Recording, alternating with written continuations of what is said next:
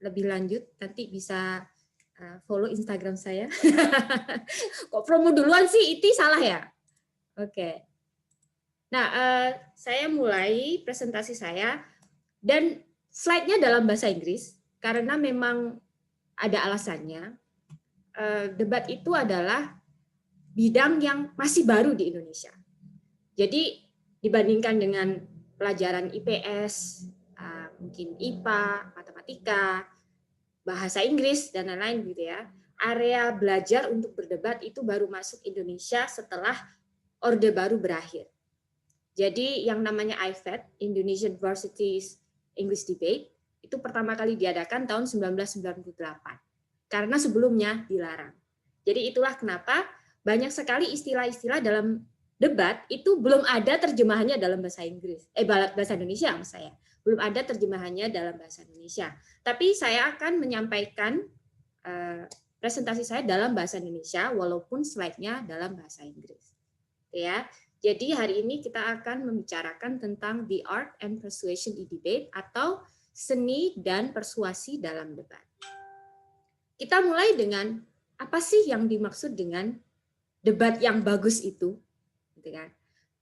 Apa seperti yang ada di TV, orang-orang hampir lempar kursi, hampir naik meja, gitu kan? Kalau lihat orang debat, sepertinya orang-orang debat ini urat emosinya kok pendek banget gitu, kaum sumbu pendek gitu katanya kan.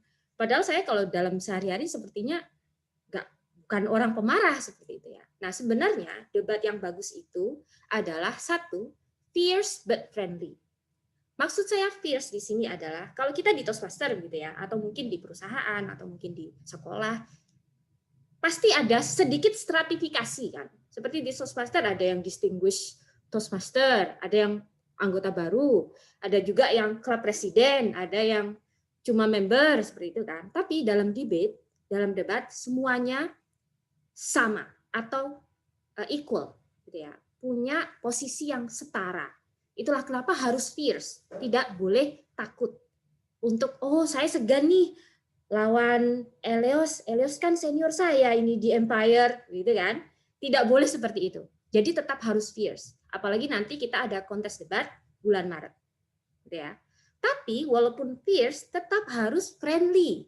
Karena juga dimanapun debat yang ternyata berujung pada pertikaian atau berujung pada tidak berbicara satu sama lain itu adalah debat yang gagal. Ya, jadi debat yang berhasil itu ada yang fierce but friendly. Jadi jangan sampai kita bisa bermusuhan di akhir perdebatan tersebut. Nah, untuk memenuhi standar friendly tersebut itu berhubungan dengan poin kedua. Debat yang bagus itu harus meet the standards of civility and intellectuality. Civility di sini maksudnya adalah otomatis jangan sampai mengolok-olok pribadi orang atau menyerang secara pribadi. Bahasa Latinnya adalah ad hominem.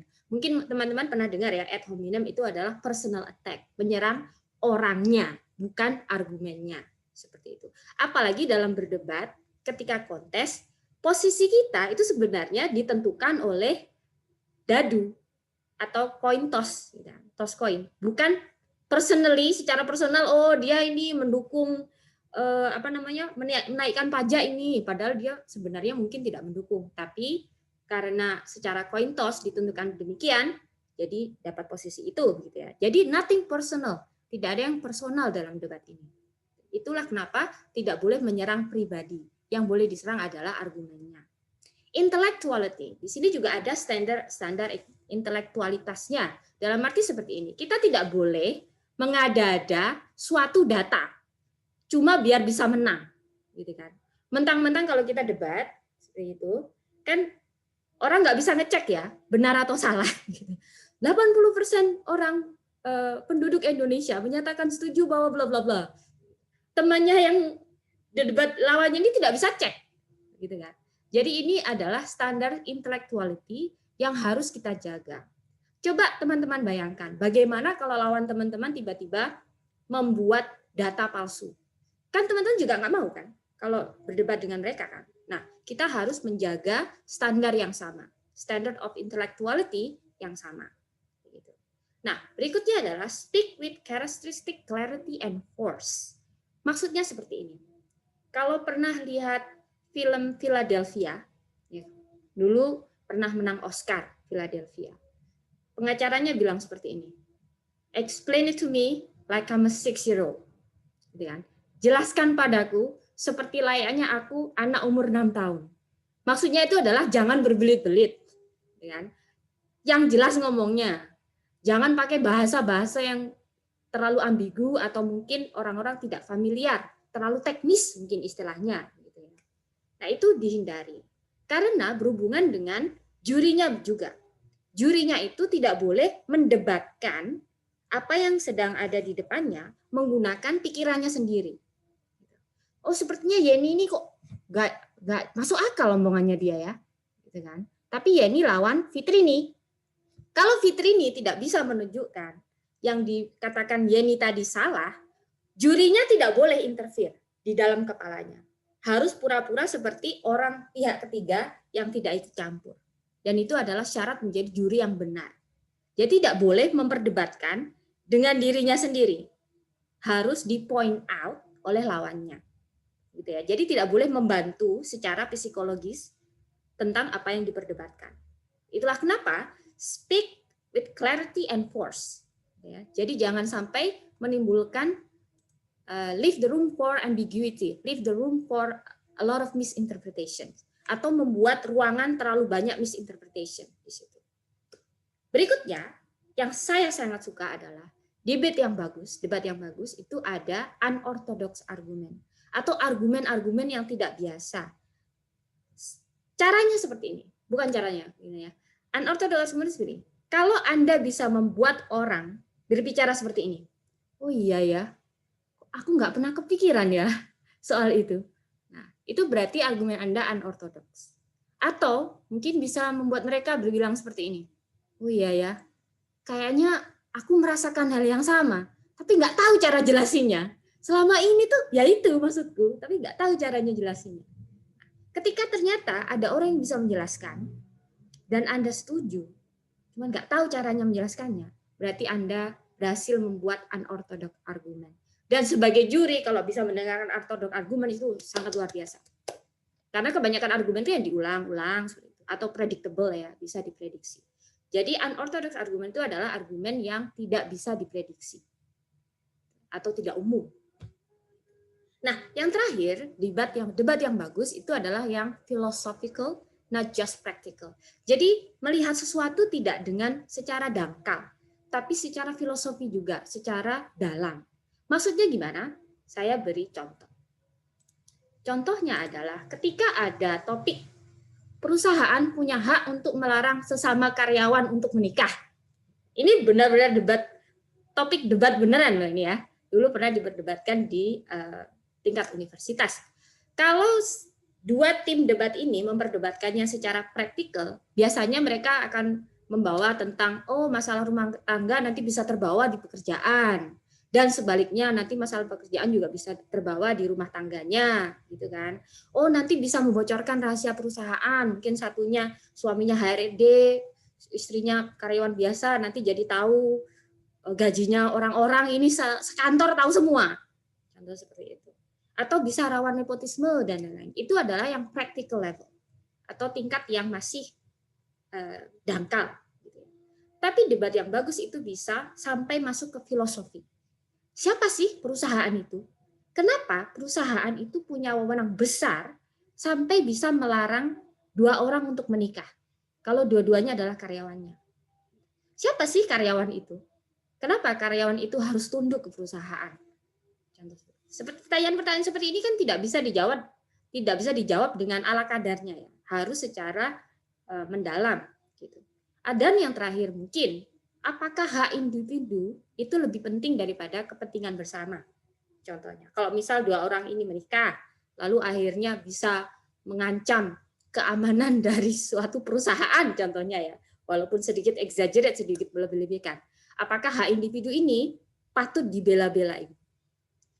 Jadi itu adalah jenis debat yang philosophical atau filosofis.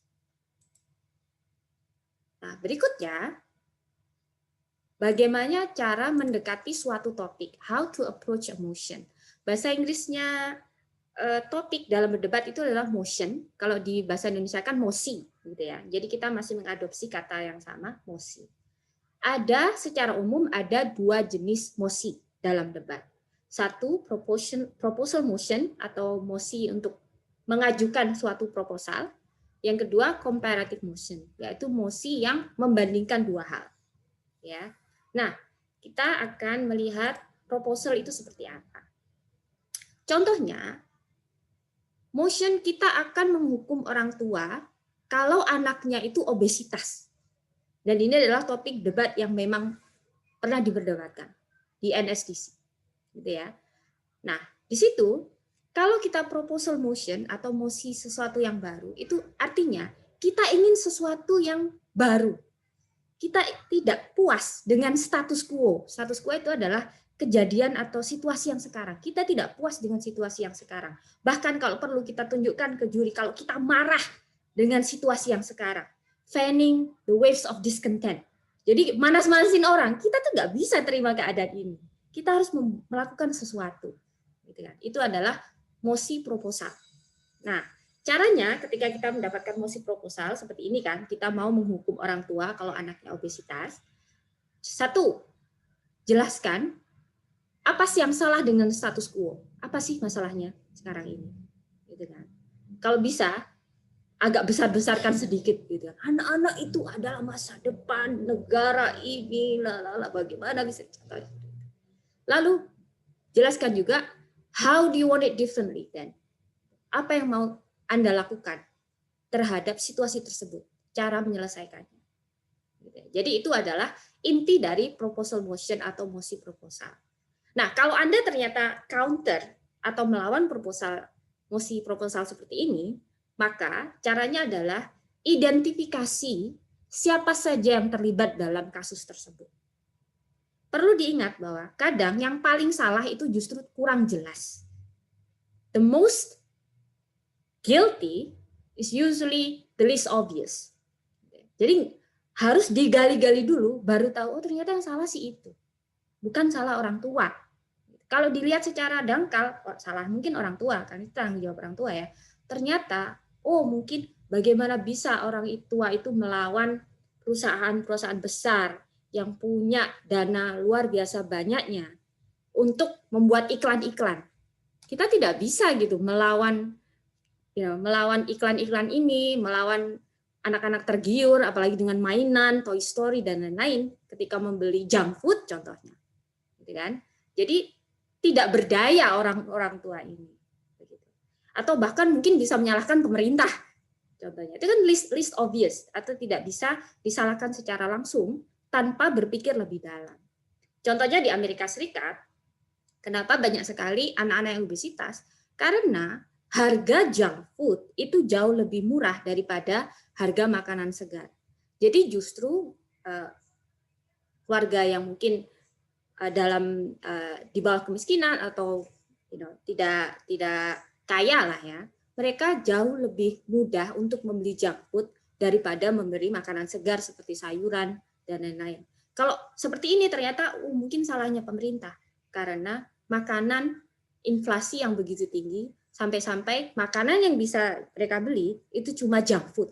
Jadi sebenarnya bukan salah orang tuanya.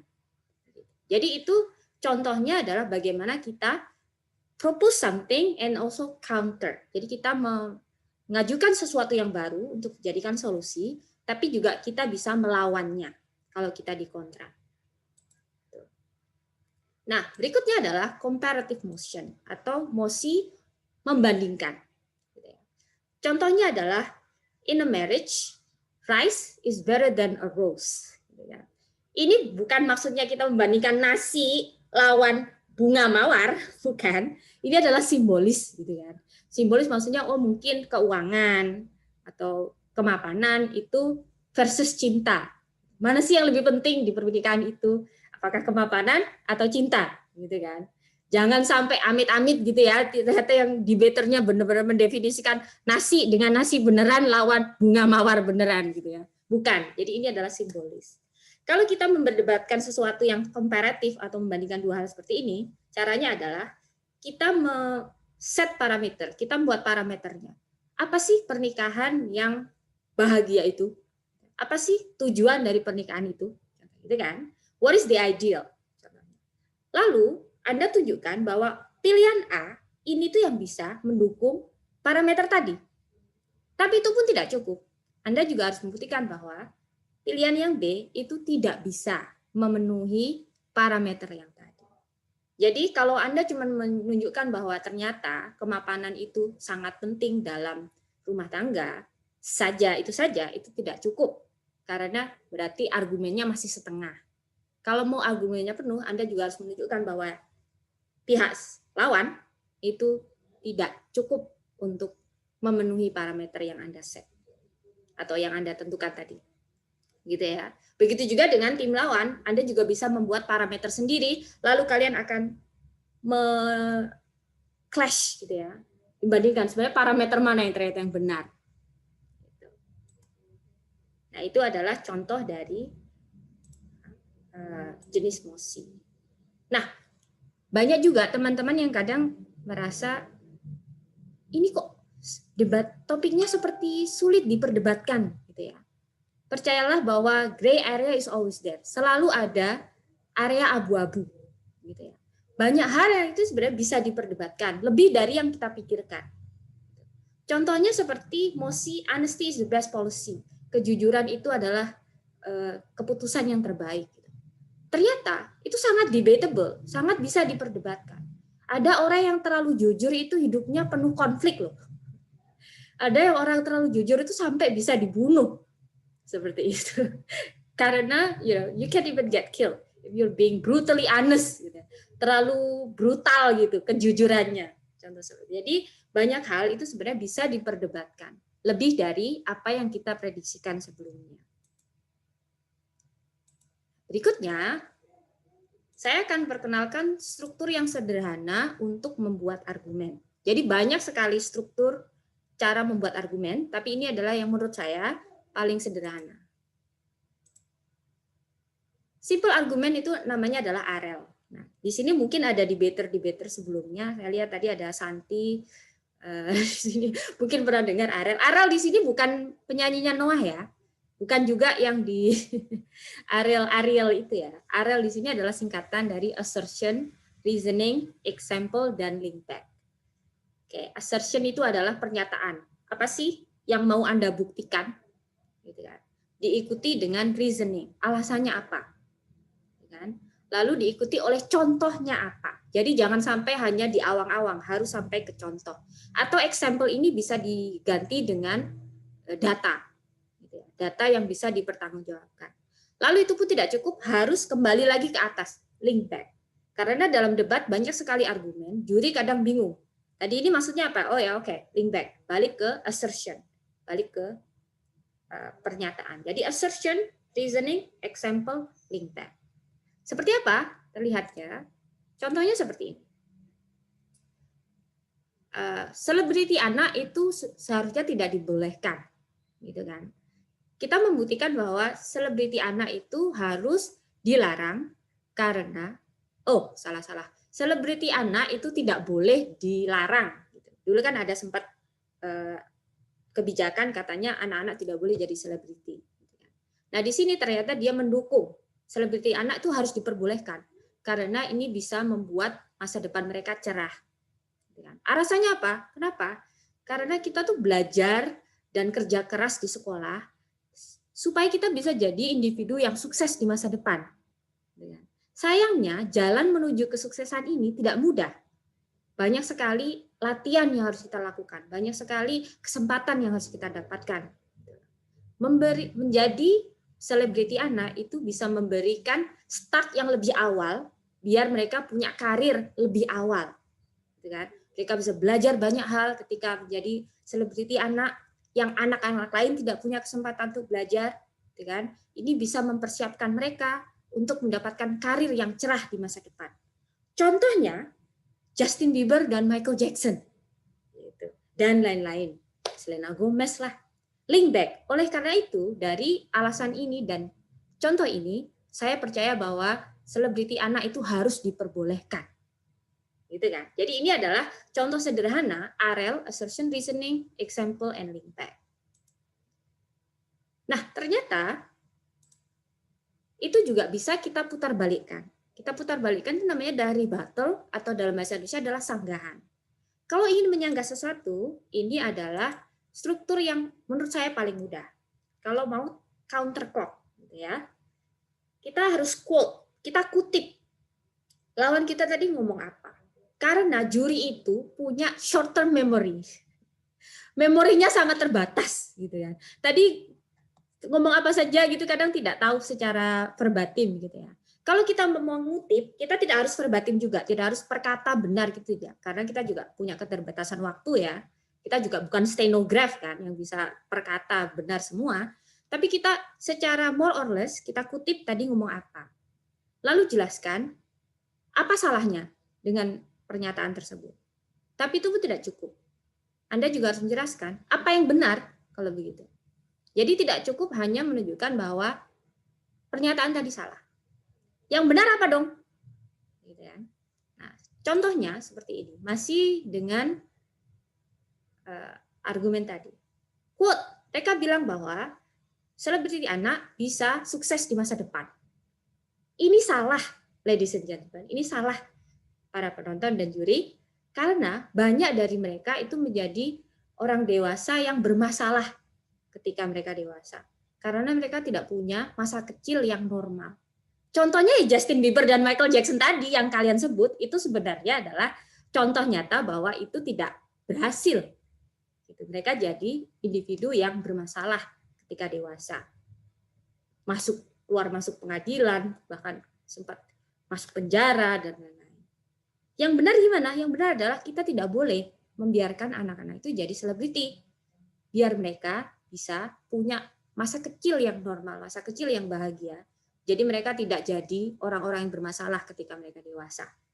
Jadi kita bisa menggunakan contoh lawan untuk memihak, untuk membuktikan kasus kita. Dengan cara quote, and then tell what's wrong with that, and then what's right then. Nah, berikutnya adalah the F word. Nah, dalam debat itu ada yang namanya the F word. Tapi the F word dalam debat itu bukan kata-kata kotor ya. The F word dalam debat itu adalah fair. Kalau kita mau membuktikan sesuatu, sifat dasar manusia itu adalah justice. Ingin keadilan. Kalau kita bisa membuat seseorang berkata, itu tidak adil. Gitu kan. Mereka tuh udah otomatis kayak apa ya? Mungkin bukan marah atau bereaksi terhadap seperti itu. Karena itu sudah sifat dasar kita. Itulah yang harus kita pakai dalam debat juga. We need to appeal to people's sense of justice. Maksudnya adalah ketika kita berdebat, kita harus cari tahu dalam mosi ini siapa sih yang dirugikan, siapa sih yang tidak diperlakukan tidak adil. Dan itu yang kita bela. Dan setiap sisi itu ada yang tidak diperlakukan secara adil. Kita harus identifikasi siapa. Nah, kalau dalam Snow White itu kan ada mirror mirror on the wall, who's the fairest of them all? Fairest of them all, gitu kan? Di debat itu juga seperti itu. Tapi dalam hal ini adalah siapa sih yang paling adil dalam debat ini? Tim saya atau tim mereka? Nah, itu yang harus kita identifikasi. Nah, contohnya adalah dengan mosi, kita harus membuka identitas pasien COVID. Nah, topik ini muncul tahun lalu. Mungkin kalau sekarang tidak terlalu heboh ya. Banyak sekali identitas pasien yang sudah dibuka. Tapi beberapa bulan lalu kan masih sensitif ya. Mana yang harus dilindungi? Kalau ternyata kita orang-orang ingin membuka identitas pasien COVID, itu kan pasti yang nggak adil toh buat pasiennya. Nah, kalian juga harus membela sebagai memperjuangkan keadilan untuk para pasiennya.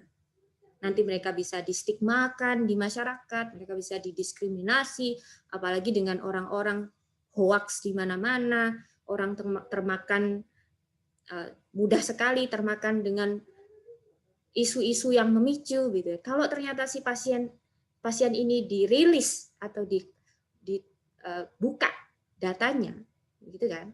Itu kan kasihan mereka. Bahkan mungkin setelah pandemi berakhir, mereka tetap membawa stigma itu sampai beberapa tahun ke depan.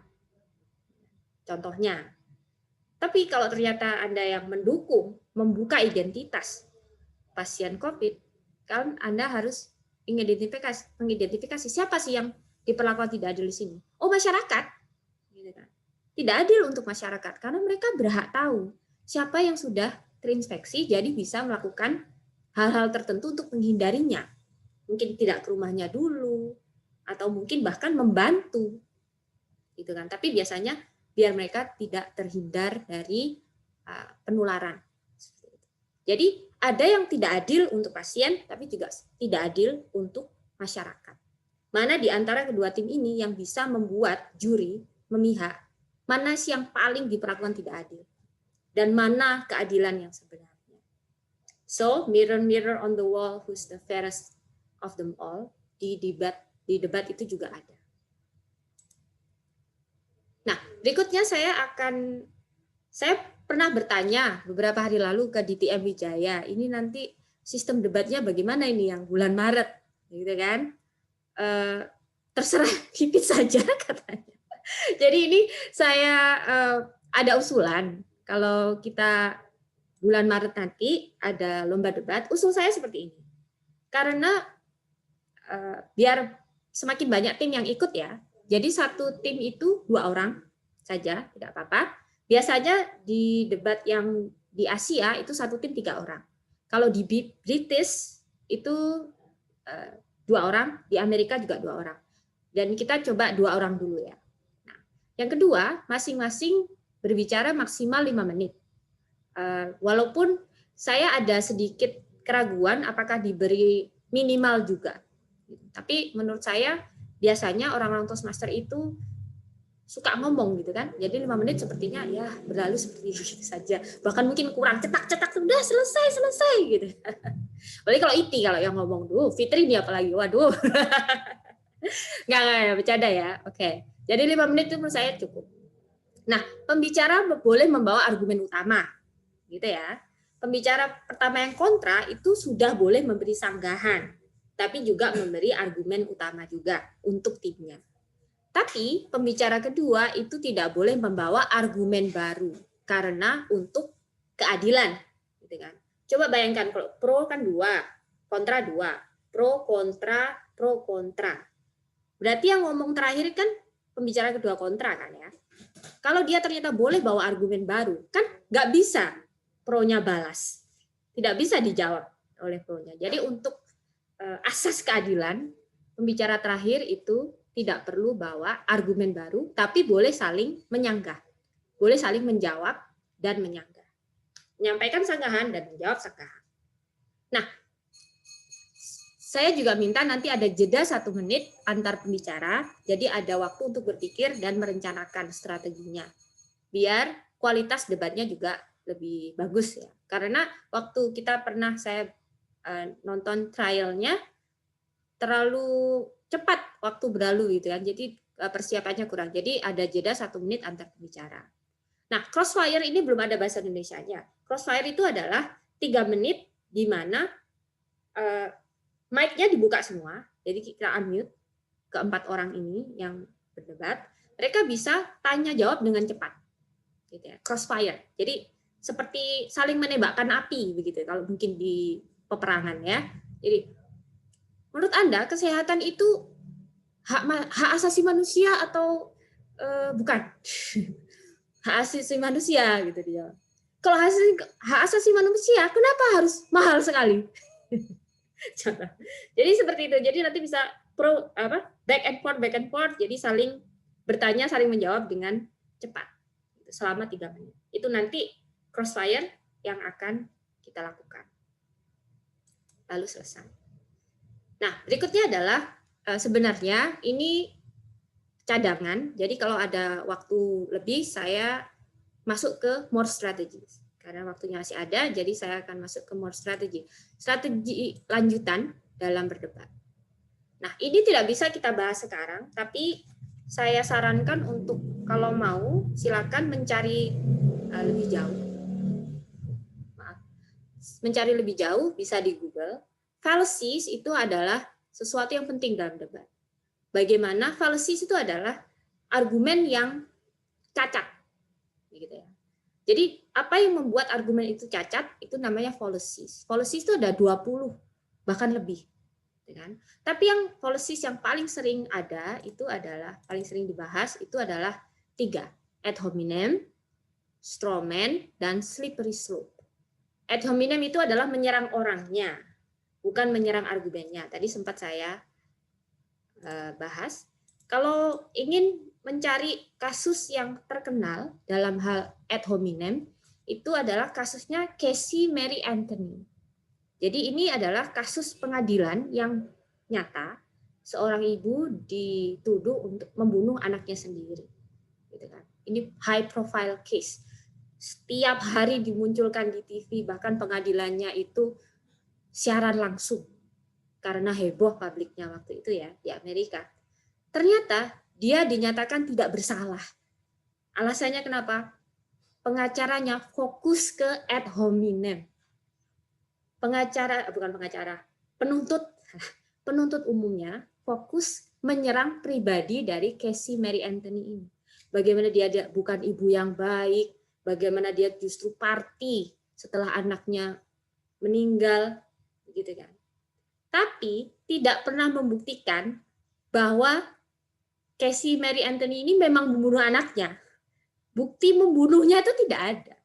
Yang mereka lebih-lebihkan dalam pengadilan ini adalah sosok Casey Mary Anthony ini seperti apa. Seperti itu. Itulah adalah contoh nyata ad hominem itu tidak bisa menang di pengadilan dan debat.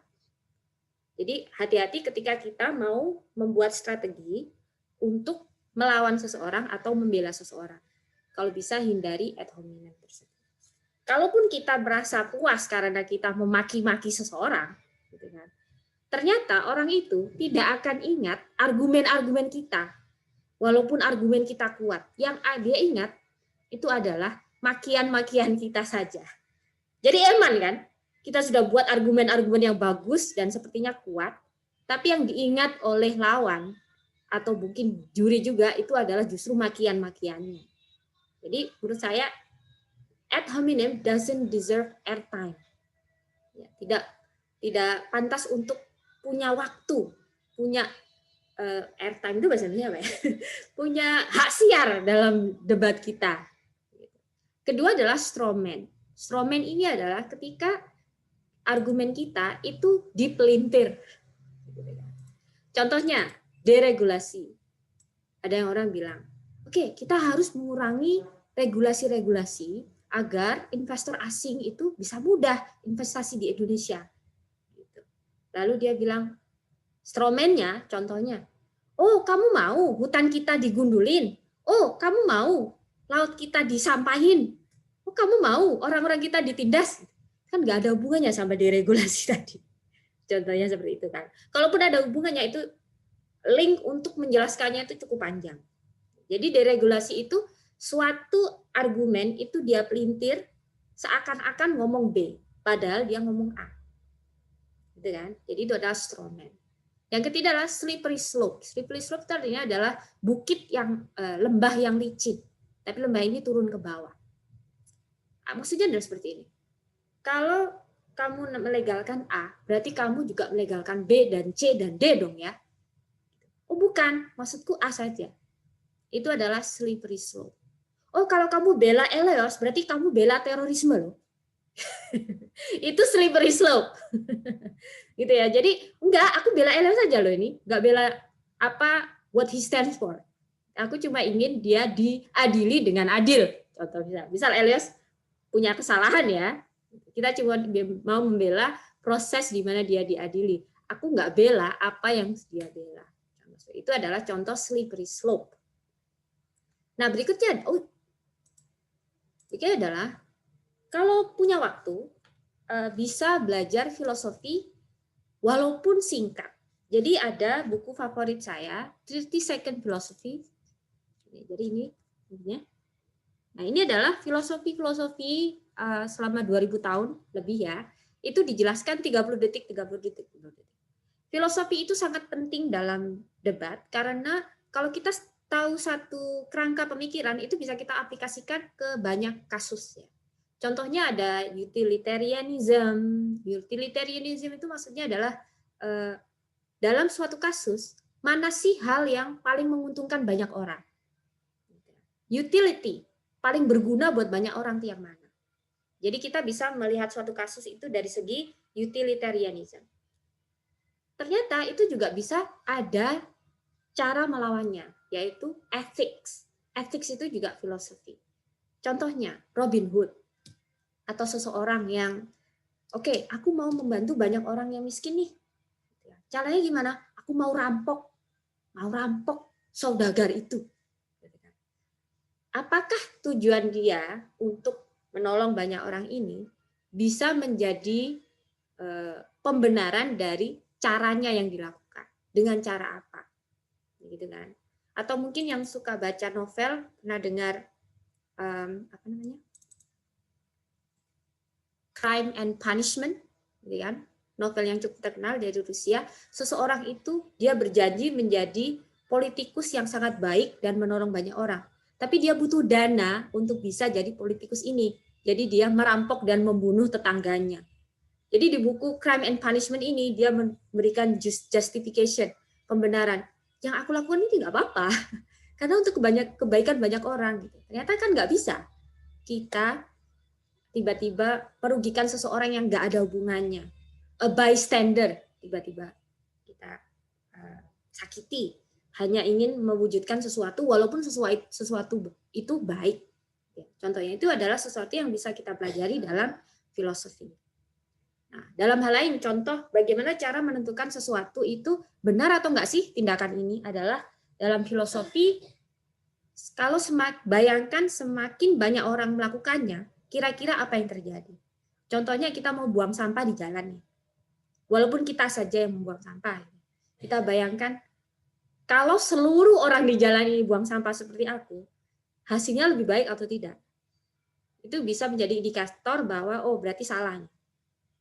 Walaupun yang melakukan cuma kita, tapi kita bayangkan kalau semua orang melakukannya, apa yang terjadi. Begitu juga dengan kebaikan. Misal kita memberi seseorang, kalau semua orang memberi, hasilnya jadi baik atau tidak? Oh ternyata jadi baik. Oh berarti itu yang kita lakukan. Jadi kerangka berpikir seperti ini bisa kita pelajari di filosofi. Dan ini aja juga buku yang saya suka, Big Ideas in Brief. Itu ada banyak sekali, 200 ide-ide filosofi yang bisa diaplikasikan dalam argumen. Banyak sekali. Dan ini 2 halaman per ide. Jadi benar-benar concise gitu ya, singkat. Nah, juga identifikasi siapa saja yang terlibat dalam kasus tersebut. Kadang yang paling bersalah itu justru nggak kelihatan. Contoh nyata adalah silakan di Google kasus dari The Herald of Free Enterprise Ferry. Jadi kalau ada waktu luang silakan di Google. Kasus ini adalah kasus tenggelamnya ferry di Selat Inggris yang menyeberang dari London ke Brugge di Belgia. Ferry ini tenggelam karena pintu lambung kapalnya lupa ditutup. Jadi air masuk, gitu kan. Yang bertugas menutup itu ketiduran. Nah, tapi ketika di pengadilan, ternyata yang tadi lupa menutup pintunya tadi, itu justru dimaafkan. Tidak mendapatkan hukuman. Yang mendapatkan hukuman adalah cari sendiri. Bisa dibaca. Gitu kan. Nah, di sini menunjukkan bahwa ternyata orang-orang yang justru paling bersalah itu kadang tidak jelas. Harus digali dahulu. Dan di pengadilan di Inggris ini, The Herald of Free Enterprise Ferry ini, salah satu contoh nyatanya.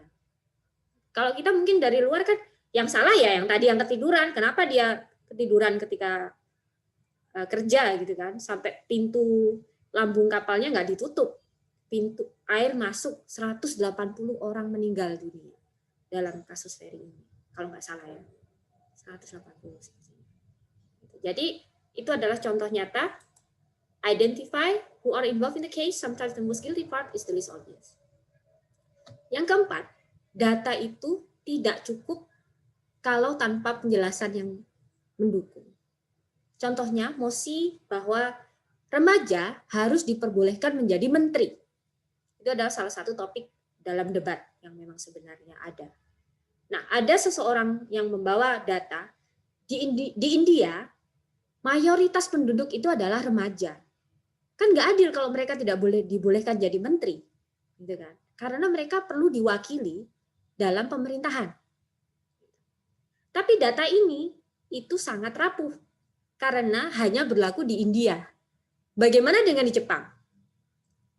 Jadi kalau di Jepang ternyata anak remaja tidak perlu jadi menteri dong, karena mereka populasinya sangat sedikit. Justru yang banyak itu adalah yang mungkin di atas 50 tahun. Jadi seharusnya yang jadi menteri yang di atas 50 tahun.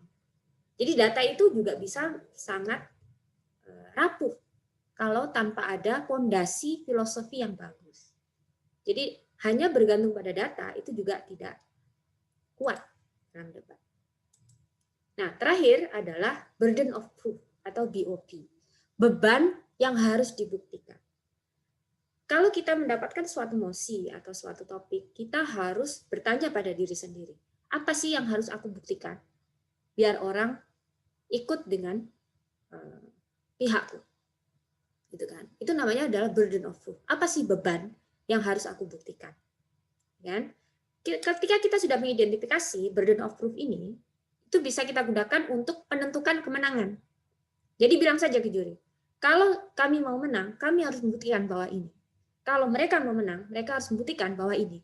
Itu namanya adalah set the clash. Kalau menentukan adalah menentukan titik temunya. Menentukan parameter siapa yang menang. Di sini ada banyak jargon ya. Urgency, justification, mechanism, visibility, solvency, kadang control. Urgency itu adalah kenapa sih harus dilakukan segera? Apa sih masalah yang benar-benar sebentar lagi meledak ini? Kalau sebentar lagi kita tidak selesaikan, itu adalah urgensi. Banyak kan masalah di dunia ini, sedangkan waktu kita terbatas, energi kita terbatas, uang kita terbatas untuk mengatasinya. Kenapa masalah ini nggak bisa ditunda-tunda lagi? Itu urgensi. Justification. Apakah kita punya wewenang untuk melakukannya? Contoh tadi seperti kita harus menghukum orang tua yang anaknya obesitas. Contoh ya, ini topik debat yang memang ada. Apakah pemerintah punya wewenang untuk menghukum orang tua? Seperti itu. Apakah ternyata membesarkan anak itu adalah ruang lingkup dari keluarga itu sendiri? Pemerintah tidak boleh ikut campur. Justification itu adalah wewenang. Sampai seberapa jauh pemerintah atau siapapun perusahaan mungkin yang jadi objek di sini itu punya wewenang melakukan suatu kebijakan. 3 mekanisme. Kadang kalau kita debat hanya 5 menit, kita tidak sampai menunjukkan mekanisme. Tapi kalau di Asian debate itu bisa sampai 8 menit, 3 orang berbicara. Kadang mereka menjelaskan mekanismenya seperti apa. Mau dihukum apa sih? Mau didenda? Atau mau dimasukkan penjara? Atau mau haknya dihilangkan? Hak tertentu dihilangkan? Bisa hak politik, hak mendapatkan bantuan, misalnya atau apa, gitu kan? Mekanismenya seperti apa? Visibility, memungkinkan nggak sih untuk dilakukan? Apakah kita punya cukup uang untuk melakukannya? Apa kita punya cukup personel untuk menertibkan? Apakah kita punya bahkan waktu yang cukup untuk melakukannya? Itu visibility. Solvency dan otomatis paling penting. Kalau melakukan ini, apakah masalahnya selesai? Apa justru menambah masalah? Gitu kan. Jadi solving problem by creating more problem, gitu kan. Jadi maksudnya menyelesaikan masalah ternyata justru memperparahnya. Itu juga bisa. Solvency, effectiveness. Yang terakhir adalah control. Kalau itu dilakukan, siapa yang akan mengontrol biar ini tidak kelewatan atau tidak menimbulkan backlash, gitu ya, atau sesuatu yang tidak kita inginkan sebagai akibatnya. Jadi ini adalah burden of proof atau beban yang harus dijelaskan. Jadi ini yang bisa saya bagi. Biasanya Kalau saya melatih debat itu sampai 5 jam. Jadi sebenarnya apa ya namanya? Menurut saya untuk kerangka berpikir dalam berdebat itu menurut saya yang baru saja saya sampaikan sepertinya cukup, dalam arti ini sudah bisa diaplikasikan dalam kehidupan sehari-hari. Jadi menurut saya sekian, dan ingat jangan walk away from debate, jangan takut untuk berdebat. Walaupun kita orang Indonesia, asas kita bermusyawarah gitu ya. Jangan, bukan berarti tidak boleh berdebat lah ya. Nanti bermusyawarah jangan, nggak boleh debat, ini jangan seperti itu. Jadi kita harus bisa, terutama kalau kita merasa benar, kita harus bisa membuktikan ke orang lain bahwa ini adalah jalan terbaik. Oke, jadi semoga bermanfaat. Saya kembalikan ke moderator. Terima kasih DTM Pipit. DTM Pipit, ini ada pertanyaan. Oke, dari Pak Boy. Saya sering membuat argumen yang out of the box, tapi pihak lawan sepertinya tidak atau belum bisa menerima the whole idea karena keterbatasan waktu. Saya tidak tahu apakah moderator debat got the whole idea atau tidak. Mohon sarannya untuk argumen yang out of the box ini supaya efektif dan jadi wow. Oke. Nah, Pak Boy, walaupun Pak Boy nanti berdebat melawan seseorang, ingat yang diyakinkan itu bukan lawan kita, yang diyakinkan itu adalah jurinya. Jadi Pak Boy nggak perlu mikirin nanti dia percaya nggak ya, nggak perlu. Mereka mau nggak mau memang harus membela sisi mereka sendiri. Jadi yang Pak Boy harus khawatirkan itu justru jurinya. Jurinya nanti paham atau tidak. Nah, berbalik ke filosofi, bukan filosofi, pegangan para debater, explain it to me like I'm a 6-year-old. Itu adalah apa yang harus dilakukan oleh juri. Kalau kita mau menjelaskan argumen yang ortodok, bayangkan seperti menjelaskan ke anak kecil. Kira-kira mereka paham atau tidak. Dan kita benar-benar harus jangan sampai kehilangan missing link, Pak Boy. Missing link itu adalah dari A ke B, B ke C, C ke D, baru bisa disimpulkan seperti itu. Jangan sampai tadi kelupaan jelaskan yang C, langsung loncat ke D. Kalau anak-anak kan mungkin tidak bisa inference ya, inference itu menyimpulkan secara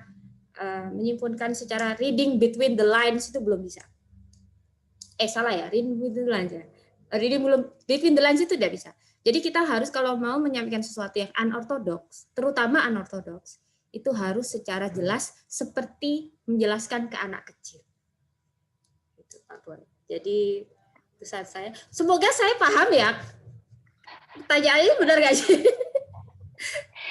Explicit, iya benar ya Natalie, explicit. Untuk rekan-rekan semua, mohon videonya dihidupkan dulu karena kita ingin mengabadikan momen kita hari ini dengan berfoto. Baik, tunjukkan senyum terbaik Anda, rapikan dulu rambutnya. Ayo, Zoom host kita, cek dulu ada nggak kira-kira yang belum menghidupkan videonya? Biar kita hidupkan dulu. Sudah?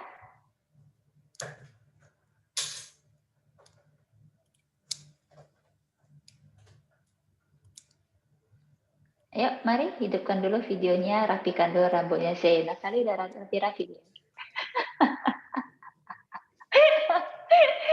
Gak apa-apa, nanti diedit aja, diedit. Oke, semuanya sudah? Zoom host?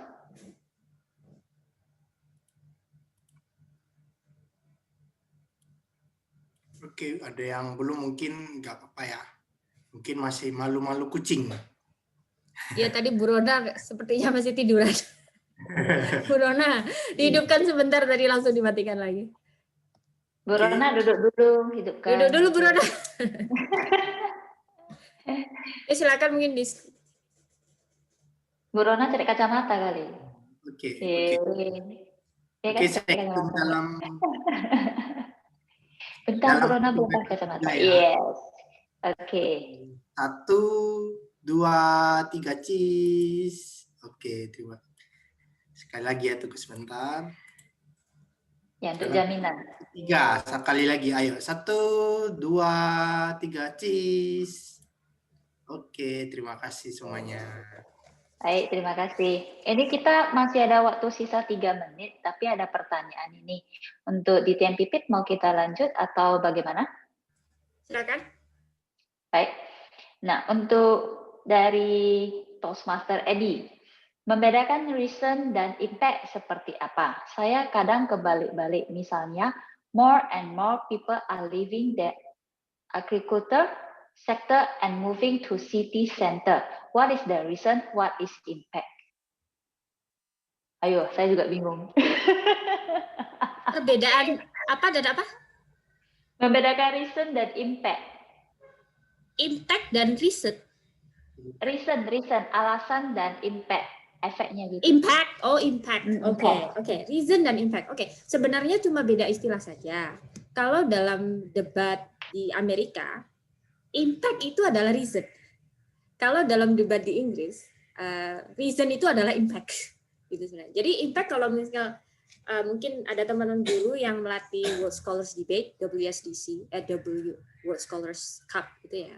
Impact itu adalah urutannya debat di Amerika itu pernyataan dulu, gitu kan, lalu data, lalu impact, lalu baru closing. Gitu kan. Impact-nya itu adalah setelah kita bilang data ini bla bla bla, impact dari data ini tuh apa terhadap argumen. Itu yang dimaksud dengan impact. Sebenarnya sama dengan reasoning, tapi dalam British urutannya beda. Kalau dalam British itu adalah assertion, reasoning dulu, baru diikuti oleh data. Lalu link back. Sebenarnya ini cukup teknis ya. Beda. Kenapa bisa seperti ini? Karena dalam British debate itu kadang mosinya mendadak. Mereka sering dapat surprise motion. Mosinya mendadak, jadi tidak punya waktu untuk searching di Google data-datanya apa, begitu kan? Mereka makanya lebih berpondasi pada analogi atau contoh dalam kehidupan sehari-hari atau mungkin teori ekonomi atau teori sosiologi seperti itu yang mungkin secara umum atau secara pengetahuan umum teman-teman tahu.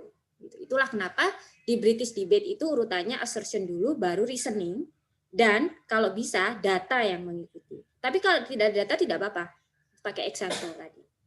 Tapi kalau di Amerika itu beda. Di Amerika NSDA itu hampir tidak pernah surprise motion, hampir tidak pernah. Bahkan mereka memberitahu motionnya adalah 1 bulan sebelumnya.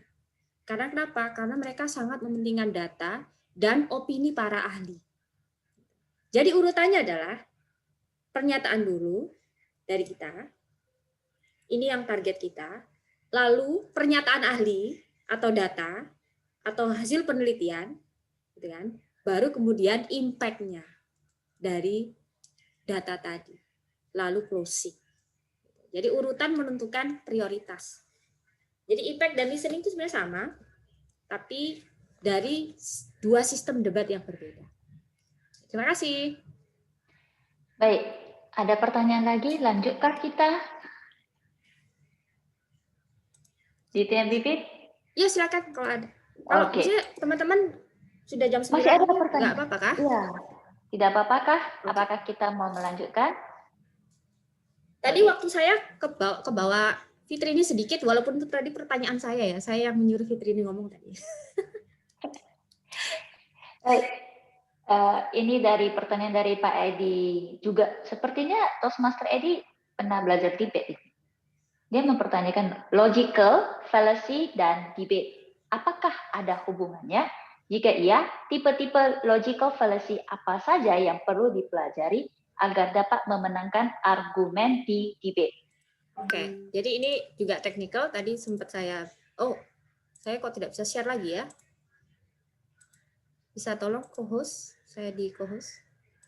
Oke, jadi tadi sempat saya bahas sedikit bahwa fallacies ini sebenarnya informasi tentang fallacies sangat beredar, sangat bisa diakses gitu ya. Fallacies itu ada 20 lebih bahkan. Itu adalah apa yang membuat argumen itu cacat. Tapi kalau ternyata waktu kita sedikit, itu minimal kita bisa tahu 3 saja sudah bagus. Ad hominem, strawman, dan slippery slope. Tadi sudah saya jelaskan apa arti dari 3 fallacy ini. Jadi kalau kita bisa menghindari fallacy, ya syukur-syukur argumen kita diterima dan itu adalah cukup logis. Jadi itu mungkin respon dari saya. Baik. Pertanyaan selanjutnya. Agar example relevan dan strong, sebaiknya dikutip dari mana? Apakah dari government pool, research university, news magazine, atau personal experience? Dari Pak Edi juga. Oh, oke.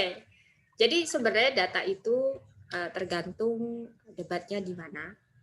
Kalau seperti yang saya bilang tadi, kalau debatnya di Amerika, NSDA, Tournament of Champion, TOC, gitu. Jadi mereka sangat mementingkan data, hasil penelitian, kutipan dari para ahli, polling, bahkan polling pun juga mereka tidak menerima semua jenis polling, gitu ya. Tidak bisa di polling di desa Sukamadi, gitu tidak bisa. Jadi harus polling secara nasional. Bahkan kalau kita mau men-cite suatu data itu harus di-print kalau sewaktu-waktu lawannya itu meminta buktinya, memastikan itu tidak mengada-ada. Karena itu harus dipersiapkan 1 bulan minimal sebelumnya. Tapi kalau debat kita dalam British Parliamentary atau Asian Parliamentary, Australian Parliamentary, biasanya mereka tidak terlalu mengandalkan data, pokoknya logis, analogi, bahkan kita bisa menggunakan example sehari-hari, contoh sehari-hari itu sudah bisa diterima. Jadi tergantung di mana debatnya. Terima kasih, Eni. Terima kasih. Yuk, ini ada pertanyaan dari tamu kita, Vivi Amaliawati.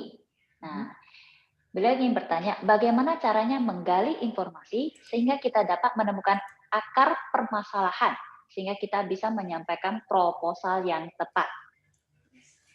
Satu hal yang selalu saya pegang adalah saya akan menganalisa siapa saja yang terlibat dalam hal tersebut. Walaupun kita sudah ada posisi tertentu ya, kita mau pro atau mau kontra kadang ditentukan oleh coin toss. Tapi ketika kita mendapatkan suatu kasus, yang pertama kali kita tanyakan adalah siapa saja yang terlibat dalam kasus ini. Lalu kita identifikasi apa peran mereka dalam kasus ini masing-masing. Dan perlu diingat bahwa tidak semua pihak yang terlibat itu bisa terlihat dengan jelas. Kadang harus kita pikirkan matang-matang. Seperti yang tadi saya bilang, ternyata obesitas anak itu ada hubungannya dengan pemerintah. Sebelumnya mungkin belum kepikiran. Oh, ternyata ada hubungannya dengan multinational corporation, perusahaan seperti McDonald's, seperti itu. Tidak hanya orang tua, tidak hanya anak, tidak hanya tetangganya, tidak hanya sekolahnya. Jadi kita harus identifikasi siapa saja yang terlibat dan hubungan satu sama lain. Itu yang saya harus lakukan. Baik, pertanyaan terakhir. Intinya debat itu apa? Apakah harus ada yang menang atau kalah? Seperti debat yang kemarin kita dengar Donald Trump dengan Biden. Ini pertanyaan dari Angel. Oke, jadi ini pertanyaan yang sebenarnya sering saya dapatkan juga. Apa sih manfaatnya, terutama dari orang tua, dari murid-murid saya ya, karena mereka takut anaknya ini bisa besarnya jadi apa sih kalau diajari debat melulu. Apakah nanti ketemu polisi jadi membelot dan lain-lain gitu kan. Nah, sebenarnya ini salah satu hal yang kalau saya cerita tuh jadi kayak sedih gitu. Kalau di Indonesia itu kita diajarkan untuk menghindari konflik. Kalau ada konflik, misalnya kita dipalak seseorang atau apa, pungli, ya udahlah kasih aja gitu kan, nah, gitu kan contohnya. Kalau mau memperjuangkan sesuatu ini tuh kayak, aduh gitu. Dan itu sebenarnya yang menurut saya membuat situasi jadi runyam. Saya bayangkan bukan hanya Anda yang seperti itu, semua orang seperti itu. Jadi kan jadi malah enak ya orang tadi tidak ada yang konfrontasi sama sekali. Jadi sebenarnya menurut saya fungsi utama debat itu justru mengembangkan kemampuan berpikir dan berani membela stance Anda, berani membela posisi Anda, terutama ketika Anda sedang benar. Dan kalau ada orang lain yang mau mempromosikan suatu ide yang sebenarnya itu tidak masuk akal, sebenarnya itu penuh fallacy, Anda bisa dengan mudah pinpoint atau mengenali. Oh, itu tadi nggak masuk akal loh. Nggak masuk akal gitu. Itu tadi tidak masuk akal. Kalau Anda terbiasa dengan debat, hal-hal seperti ini tidak mudah untuk mengelabui Anda. Jadi menurut saya itu adalah hal paling utama yang saya pelajari ya minimal dalam debat. Kalau di Medan cincai. Lah kasih aja lah cincai lah. Oh, iya. Nah sekarang ya ini bayangkan kalau semua orang seperti itu. Iya, kita Enak yang kan orangnya, nggak ada yang komentar sama sekali. Kita kerja capek-capek, dia tinggal pungli ya kan, pungutan ini, pungutan itu ya kan, kita keluar uang terus ya kan. Ya, kalau betul saya juga, bilang mari kita belajar. Minimal kasih tahu satu orang, kemungkinan udah bisa snowballing itu. Jadi orang belakangnya Anda. Misal, oh ini formulirnya gratis tapi diminta 20.000. Gitu kan. Terus saya formulir ini gratis gitu ya. Loh kok diminta 20.000? Bilang aja ke orang bawah belakangnya itu. Ini loh saya gratis kok minta 20.000 ya. Nah, kemungkinan orangnya mungkin membela Anda. Iya Pak, gimana sih? Tapi nanti dibalasnya gini loh, saya habisin minyak untuk ke kantor ngambil formulir. Ayo. Oh, itu kalau nyuruh orang lain. Kalau Anda yang di depan loket kan minyak Anda sendiri yang ngabisin. Biasanya Kepling kayak gitu. By the way, orang-orang lain minyak ini maksudnya bensin ya. Orang Medan ini nyebut bensin itu minyak. Nyebut pom bensin itu galon. Jadi jangan kaget ya. Biasanya Kepling itu kita mau ajukan buat format IKTP atau apa ya kan. Seringnya seperti itu, saya ambil formulir kan pakai minyak, saya bawa kereta gitu katanya, bawa kereta. Ya dia kan ada biaya operasional sendiri. Kecuali dia mau biaya operasionalnya dia dihapus. Ya nggak apa-apa saya bilangkan ke bos Anda. Oke, terima kasih. Sangat luar biasa sekali. Pada malam hari ini kita sudah dihadiri oleh 3 pembicara yang luar biasa dan sangat terhibur. Saya harap semua rekan-rekan Toastmaster dan juga teman-teman yang menonton dari live Facebook bisa mendapatkan pelajaran bermanfaat karena kita di sini semuanya adalah sama-sama belajar. Jadi apapun itu sampai usia berapapun tetap kita belajar. Terus terang loh, karena di Toastmaster ada salah satu anggota yang sudah umur 82 tahun tetapi masih juga belajar. Ayo siapa yang berani menyaingi? Umur 82 tahun masih belajar, masih ikut pidato, masih ikut hafal-hafal dan buat materi. Sangat luar biasa semangatnya, bukan? Baik, dari materi yang disampaikan oleh DTM Pipit, berarti kita nanti belajar yuk debat. Nah, bagus juga ini kita menyuarakan pendapat kita.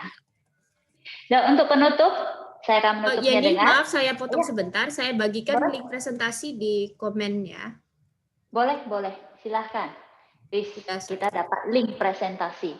Jadi saya sudah catat loh padahal tadi itu. Tapi tidak apa-apa. Dapat